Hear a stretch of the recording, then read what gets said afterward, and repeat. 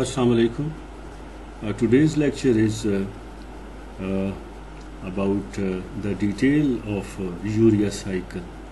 Urea cycle, which plays a very central role in the protein metabolism. This is the structure of a chemical structure of urea, having two amino groups and oxygen. Most of the vertebrates, like humans, incorporate excess of ammonia. Ammonia, which is highly toxic if it is set free in our circulation, because it directly affects the brain. Most of the vertebrates, like we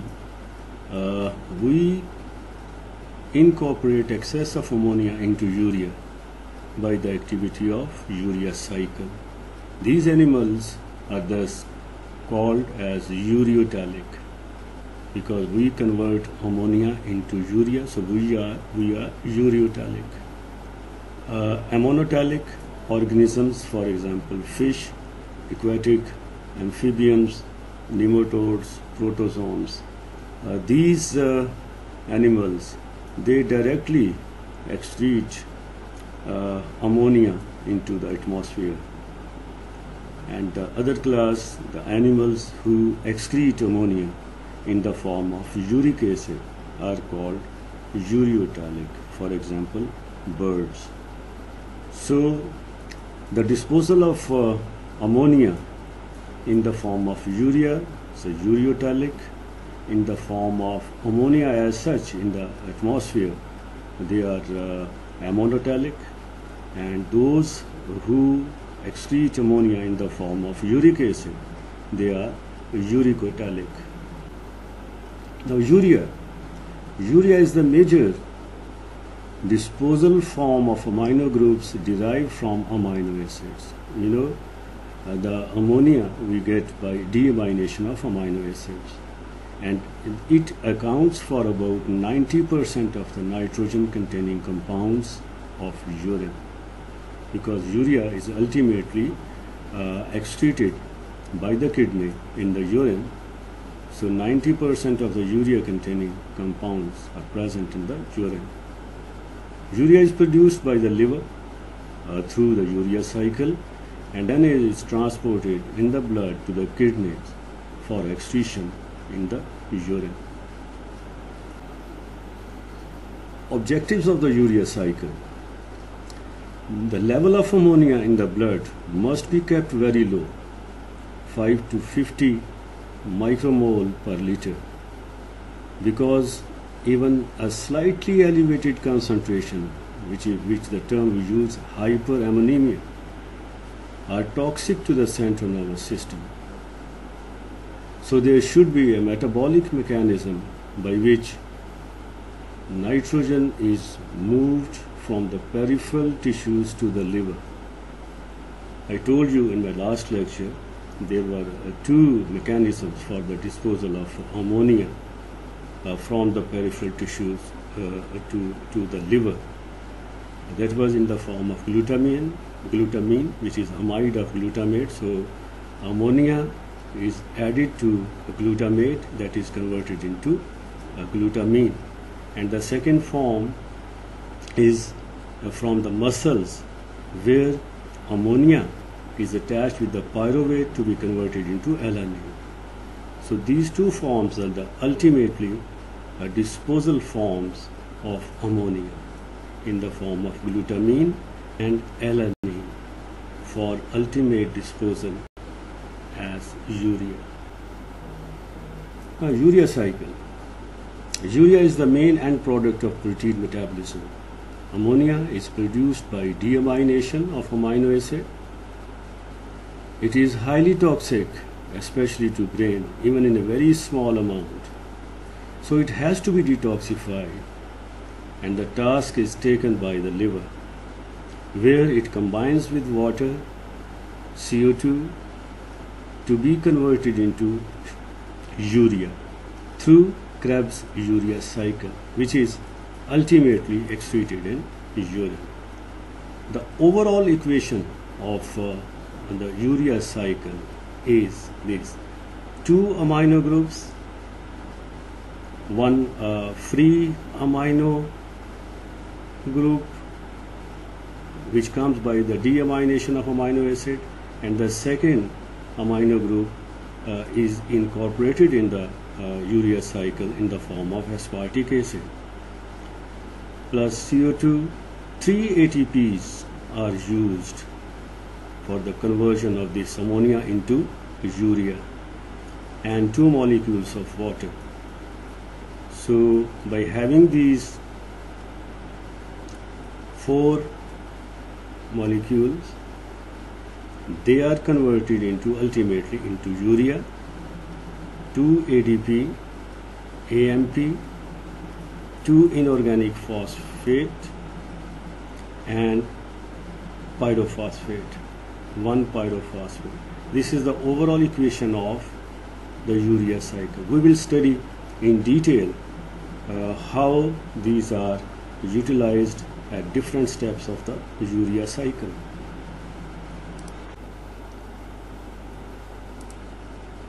Now these are the names of the different compounds which are formed in the process of a urea cycle, or in the process for the synthesis of urea. You must remember carbamyl phosphate, citrulline, argininosuccinate, arginine, and finally we get urea and ornithine. Remember one very important point: the first 2 steps, the formation of carbamyl phosphate and citrulline, they take place in mitochondria of hepatocytes, while the remaining 3 steps, formation of argininosuccinate, arginine, and urea and ornithine, they take place, these 3 steps take place in the cytosol of the hepatocytes. So you must remember the names. You simply write these names on your paper yourself. You will easily be able to remember all those names. Carbamyl phosphate formation in mitochondria is a prerequisite for the urea cycle, the first step. The enzyme is carbamyl phosphate synthetase. As the name is showing, it will use ATP. I will tell you how many ATPs are used in the first step. Then citrulline formation from a carbamyl phosphate and ornithine. Enzyme is OTC, ornithine transcarbamylase. Then it is aspartate is added, the second amino group. The first amino group, which comes from the deamination of amino acid, enters in this formation. The second amino group in the form of aspartic acid, the additional second amino group is added, and the product we get is argininosuccinate. That is the reaction taking place in the cytosol. Enzyme is argininosuccinate synthetase. Again, ATP is used here. If you remember the equation, the overall equation of the urea cycle, in which you noted 3 ATPs were used. So remember, the first step in the mitochondria, 2 ATPs are used, and the first step in the cytosol, 1 ATP is used. So the distribution of 3 ATPs is like this: 2 in the first step of the mitochondria, formation of carbamyl phosphate, and the third ATP is used in the first step in the cytosol when argininosuccinate is synthesized. It is converted into arginine and fumarate. Enzyme is argininosuccinate lyase. Then in the final step, hydrolysis of arginine takes place, and arginine is cleaved into 2 products, urea and ornithine. Urea is now water soluble, it is less toxic as compared to ammonia, so it is released into the circulation where it is filtered by the kidney to be excreted in the urine. And the second compound we are getting is ornithine. ornithine it provides a shuttle-like service. It enters the mitochondria to be combined with the carbamyl phosphate so that citrulline is formed. I tell you later in detail. Now this diagram is showing very clearly all the steps of the urea cycle. You see, this is a mitochondria, double-walled membrane. The first step, that is the formation of carbamyl phosphate. The enzyme is carbamyl phosphate synthetase, ATP consuming step.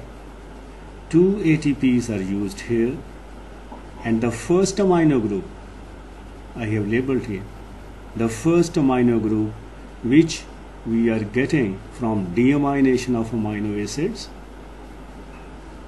enters here, and in the presence of this enzyme it is converted into carbamyl phosphate. This reaction is irreversible. Remember, irreversible, so that once the ammonia is incorporated into carbamyl phosphate, it will never get back. Okay. And this is a very unstable compound. The purpose of the first step is simply to convert this toxic ammonia to be immediately converted into a very unstable compound, carbamyl phosphate, which is right after its formation, it is converted with the combination of ornithine, which comes from the cytosol by a special transport system in the mitochondria. Both these compounds combine and we get citrulline. So the formation of this very unstable compound and the reaction is irreversible and shows that this ammonia, toxic ammonia, will have to be converted into first carbamyl phosphate and then to citrulline. Now you can see here, when ornithine from the cytosol it enters into the mitochondria, the enzyme is OTC, and both these compounds, they combine carbamyl phosphate and ornithine to form citrulline.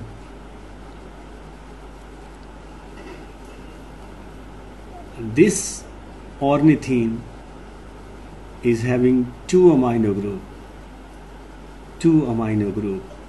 and this carbamyl phosphate has one amino group. So when they combine, we get citrulline. Citrulline will be having 3 amino groups. 3 amino groups of citrulline. Now citrulline is water soluble. It will leave the mitochondria now. Now it is safe because the toxicity of ammonia has been reduced by the formation of carbamyl phosphate plus its conversion into citrulline. Now this citrulline will leave the mitochondria. It will leave the mitochondria, and here the second amino group in the form of aspartic acid, it enters into the cycle. And aspartic acid, where it comes from? You simply add ammonia to oxaloacetate, which is a part of TCA cycle, you get aspartic acid. So aspartic acid enters here, and the enzyme is argininosuccinate synthetase, ASS. This is the first step in the cytosol, and the first step, as I told you, it also utilizes ATP. So 1 ATP is used here. Total 3 ATPs in the urea cycles are used, 2 in the first step here in the mitochondria and 1 in the first step in the cytosol here. So the product we get is argininosuccinate. This is argininosuccinate. So up till now, as the fourth amino group enters the urea cycle, this argininosuccinate will be having 4 amino groups, 1, 2, 3 and 4. Now the next step is, this argininosuccinate is lysed here, and this compound is it becomes fumarate, and the remaining compound, it becomes arginine. So enzyme is argininosuccinate lyase. It breaks the bond here. What we get is a fumarate here. This is the fumarate, and the arginine we are getting here. Now this arginine, as you can see, is having a 4 amino groups, 1, 2, 3 and 4. Now this arginine undergoes cleavage by the enzyme arginase. Hydrolysis of arginine here leads to the formation of 2 compounds, one this one and the other this one. So it is very much clear that 2 compounds, if you break here, will be having 2 nitrogen. This compound will be having 2 nitrogen, and this compound also is having 2 nitrogen. These 2 compounds are one urea. This becomes urea here, having 2 nitrogen compounds, and the other compound we are getting is ornithine, which is also having these 2 nitrogen. Fumarate and aspartic acid or fumaric acid. Aspartic acid enters the cycle when amino group is attached with the oxaloacetate, which is a part of TCA cycle. And in this reaction, fumarate we are getting. Fumarate, once again, it enters the TCA cycle. So this is basically, I will tell you later, this is the mode of communications between the urea cycle and the TCA cycle by aspartic acid and a fumarate.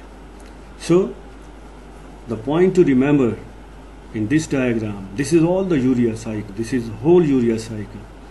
The first step, carbamyl phosphate, 2 ATPs, and the first amino group enters. It is converted into citrulline by its combination with ornithine, which enters the mitochondria by a special transport system. Citrulline is a water soluble, less toxic. This reaction is irreversible. Now citrulline leaves the mitochondria, enters the cytosol of hepatocyte. It combines with the second amino group of aspartic acid, and we get argininosuccinate having 4 amino groups. Argininosuccinate undergoes lysis by argininosuccinate lyase enzyme to be converted into arginine and fumarate. Fumarate enters the TCA cycle, and arginine itself is having 4 amino group. Arginine undergoes a hydrolysis by the enzyme arginase, and we are getting 2 compounds, both having 2 amino groups. One is ornithine having 2 amino groups, and the other one is urea having 2 amino groups. This is the whole story of urea cycle. Now this is very important from your examination point of view, that how urea cycles and TCA cycle they communicate with each other. So if this is the urea cycle, if you focus on all the steps, argininosuccinate, arginine, ornithine combines with the carbamyl phosphate. The carbamyl phosphate formation is simply to incorporate free ammonia into this compound. Carbamyl combines with ornithine, we get citrulline then argininosuccinate, and arginine. It's the whole urea cycle. The route of communications between the two, at 2 points these two cycles communicate. You know that this oxaloacetate, which is a part of TCA cycle, when it is coupled with ammonia, it is converted into aspartic acid, and the amino group donor is glutamate. Glutamate itself is converted into keto acid, which is alpha ketoglutarate, and oxaloacetate is converted into aspartate. Aspartate here enters in the urea cycle to provide the second amino group.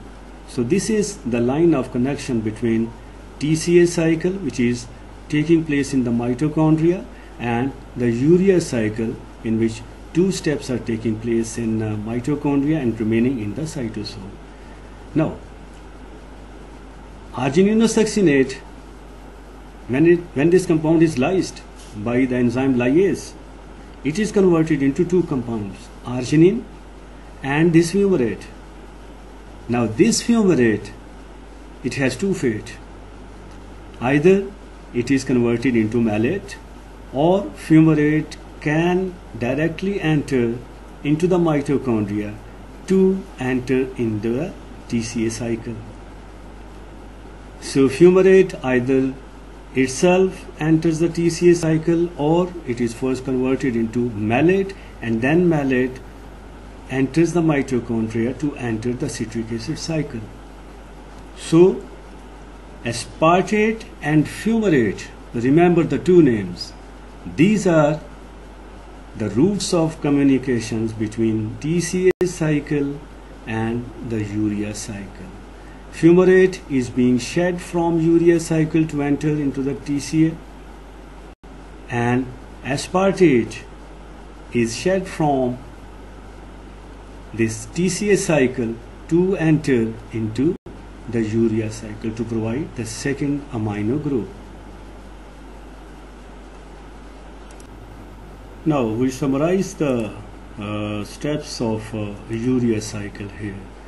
So to start the urea cycle, the prerequisite is the supply of ammonia. Supply of ammonia that we get by the glutamate in the presence of glutamate dehydrogenase enzyme, oxidative deamination of glutamic acid. So we get this ammonia, free ammonia. This is the reaction taking place in mitochondria. So when this ammonia is set free, immediately the urea cycle ensues, it starts. The first step in the urea cycle is the formation of carbamyl phosphate. It's a very unstable compound formed by the interaction between this ammonia, CO2, water, and two molecules of ATP are required for its formation. This is irreversible reaction. So once the toxic ammonia is being captured here, this compound will not let that toxic ammonia back into the circulation. So here the two ATPs are used. Enzyme is carbamyl phosphate synthetase. This is the rate limiting step of urea cycle. Remember, the first step, the formation of carbamyl phosphate, is a rate limiting step of urea cycle. Now the second step of a urea cycle is the formation of citrulline, which takes place in mitochondria. Carbamyl phosphate generated in mitochondria now donates its carbamyl group to ornithine, which is formed in the cytosol but enters mitochondria via a specific inner membrane transport system. The product form is citrulline. The reaction is carbamyl phosphate plus ornithine in the presence of OTC, ornithine transcarbamylase enzyme. We get citrulline and inorganic phosphate. Citrulline form now leaves the mitochondria. Formation of argininosuccinate or argininosuccinic acid is the third step. Citrulline leaves the mitochondrial matrix. It is coupled with the second amino group of the urea cycle in the form of aspartate in the presence of ATP, and forms argininosuccinate. The reaction will be like this. Citrulline, aspartate, ATP is used as it is a synthetase enzyme. So we get argininosuccinate. Third and final molecule of ATP consumed here. That is in the first step of cytosol, formation of argininosuccinate. Then the cleavage of argininosuccinate by the enzyme argininosuccinate lyase. It's cleaved to yield arginine and fumarate. Fumarate produced is hydrated to malate. The malate can be transported into the mitochondria via the malate shuttle and re-enter the TCA cycle. Formation of urea and ornithine, the final step. Arginine, in the presence of arginase enzyme, it undergoes its hydrolysis. It leads to form two compounds, this urea and ornithine. Both are having two amino groups. This ornithine again enters the mitochondria to start the new urea cycle. And this urea, which is produced as it is water soluble, it is released from the hepatocytes into the general circulation, and from the general circulation, because it is water soluble, these are filtered by the kidneys and it is excreted in urine. Occurs almost exclusively in liver, this final step. Other tissues such as kidney can synthesize arginine, but only the liver can cleave arginine. Now, how the urea cycle is being regulated, this is also very important. Regulation of urea cycle. Urea cycle is regulated, or its regulator is this N-acetyl glutamate. What it does? N-acetyl glutamate, it activates carbamyl phosphate synthetase 1, which is the rate limiting step of urea cycle. So this N-acetyl glutamate, it activates the rate limiting enzyme N-acetyl glutamate, which is formed after the protein rich meal. Protein rich meal is providing both these substrates. Glutamate, the level of glutamate after we take a high protein diet, it increases. At the same time, arginine, which is the activator of this synthase enzyme, its level also increases. So after the protein rich meal, we are having both the substrates in increased amounts, glutamate as well as arginine. So acetyl-CoA is always there. What will happen in the presence of synthase? Its activator is arginine. Glutamate, it is formed in excess after a protein rich meal. So glutamate, it reacts with acetyl-CoA and we get N-acetyl glutamate, which is the activator of the rate limiting enzyme, that is carbamyl phosphate synthetase 1 of urea cycle. And the fate of N-acetyl glutamate is, when it is not required, it is hydrolyzed by hydrolase enzyme into acetate and glutamate. So this is also very important from examination or from the viva point of view, how the urea cycle is regulated. The rate limiting step of cycle is first step in mitochondria, carbamyl phosphate synthetase enzyme. The regulator of urea cycle is N-acetyl glutamate. How many ATPs are used in urea cycle? 3. Where? 2 in the mitochondria and 1 in the cytosol. How many amino groups are being added in the urea cycle? 2 amino groups are added in the urea cycle. 1 in the mitochondria and 2nd in the cytosol. So these are all the points related with the urea cycle everyone should have remembered.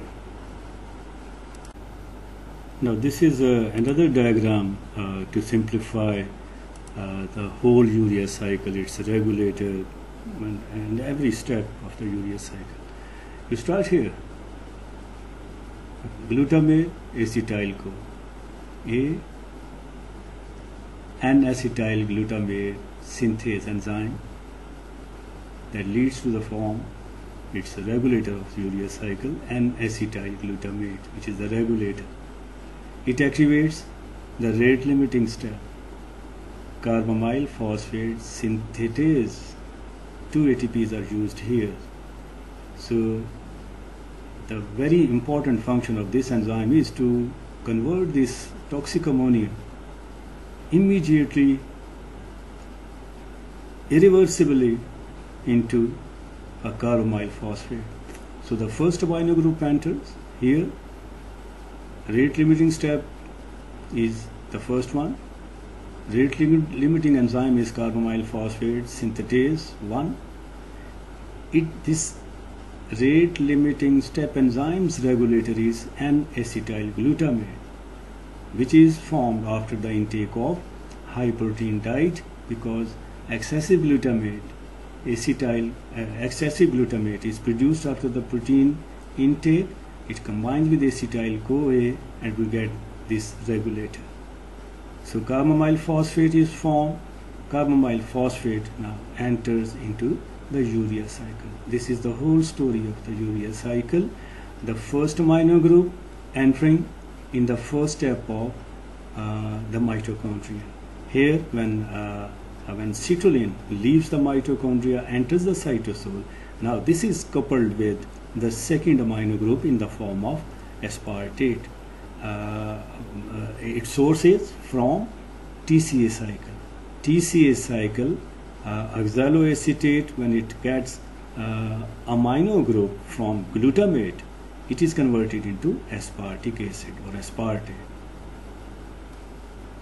It enters the urea cycle, and in the end, in the last step, we are getting 2 amino group compounds. Both these 2 groups are having 2 amino group, urea and ornithine. So urea, water soluble, leaves the hepatocytes, enters the circulation, filtered by the kidney, excreted in the urine. This urea has great clinical significance. When inshallah you will join your clinical classes, senior classes, you will come to realize its importance. Now this slide shows the importance of glutamate in urea cycle. Simply to show you that glutamate is the ultimate compound which is providing both the amino groups of the urea cycle. The first amino group enters in the very first step of urea cycle, and when citolin enters the cytosol of hepatocytes, the second group in the form of aspartic acid that enters the urea cycle. So the point here is to show you that importance of glutamate in the urea cycle. Glutamate is the immediate precursor of both ammonia. 1 nitrogen of the urea molecule is supplied by free ammonia through oxidative deamination. You can see here, this is oxidative deamination. Glutamate is converted into alpha ketoglutarate and free ammonia is released. This ammonia enters here in the first step of urea cycle. So directly glutamate is donating its amino group here. The second amino group which enters the TCA cycle is in the form of aspartate. You can see here oxaloacetate, which is the component of TCA cycle. When it gets amino group from glutamate, this oxaloacetate is converted into aspartate, and glutamate itself is converted into alpha ketoglutarate. So here the glutamate is playing role in donating the second amino group indirectly through aspartate, and this aspartate now enters the TCA cycle here when it is coupled with citrulline to form argininosuccinate. The other nitrogen of aspartate through transamination of oxaloacetate by AST.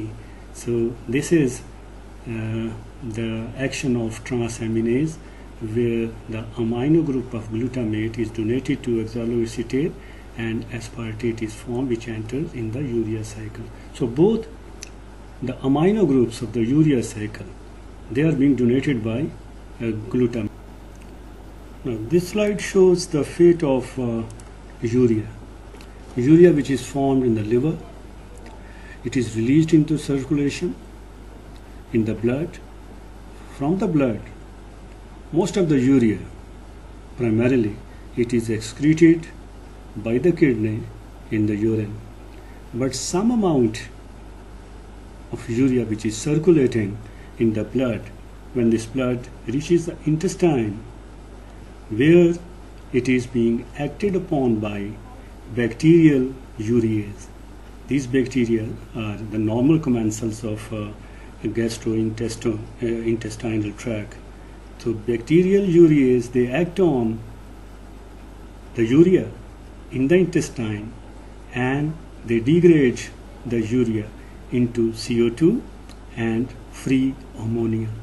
As the ammonia is very much diffusible, so from here, although this ammonia is excreted in the stool, or some amount of this free ammonia gets entered into the blood here, and this ammonia, which comes by the activity of bacterial urease in the intestine, has got the great clinical significance, especially when the liver is diseased. When the liver is diseased, already there is a threat of ammonia intoxication. So this, even a small amount of ammonia, when it enters the blood, it may lead to a very serious consequences. That is why in all those cases of chronic liver failure, where we see the patients having ammonia intoxication, toxicity of ammonia, what we do is we give this medicine, neomycin.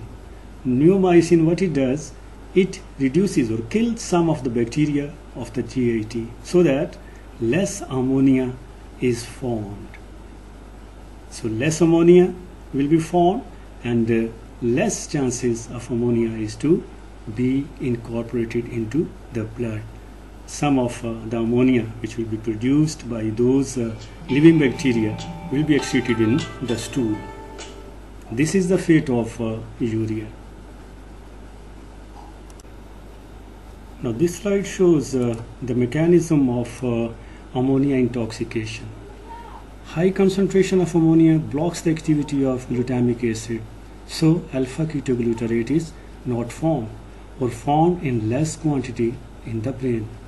And as you know, alpha ketoglutarate, it is the normal component of TCA cycle. TCA cycle. So if TCA cycle is reduced or blocked, what will happen? There will be energy crisis. So this ammonia, free ammonia, it reduces the conversion of glutamic acid to alpha ketoglutarate, and less availability of alpha ketoglutarate will lead to the less TCA cycle activity and less energy formation.